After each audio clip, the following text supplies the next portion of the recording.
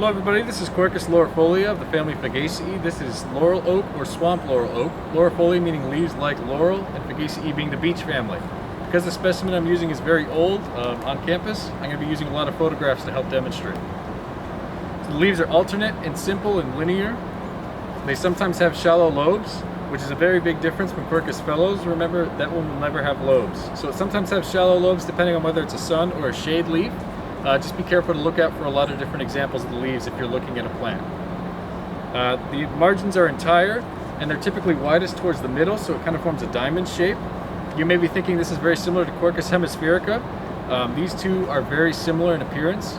Remember, Quercus hemispherica is very nearly evergreen. It'll keep its leaves on pretty much right until it gains the new ones in the next season.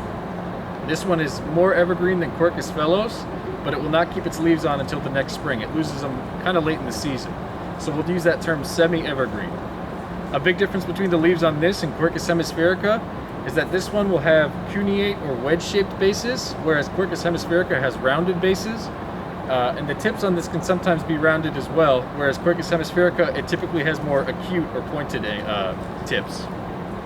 The bark is dark brown. It's typically smooth when it's younger, but it develops these shallow, rough furrows. It looks similar to Quercus hemispherica and Quercus fellows. So if you only have bark on an example, it can be tricky to tell. The fruit is a nut that is very small. It's typically less than ½ an inch tall. This is very similar to Quercus nigra, fellows, and hemispherica. So if I were to give you that on a quiz, you just have to get one of those four because they're so very similar. It's very hard to differentiate the four. Wood and wildlife value is similar to the other red oaks. Sometimes used in landscaping, as in this example.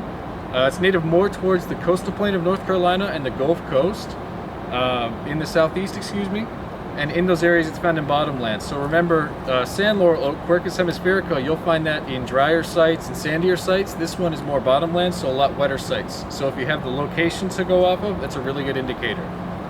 This has been Quercus laurifolia of the family Fagaceae, laurel oak or swamp laurel oak.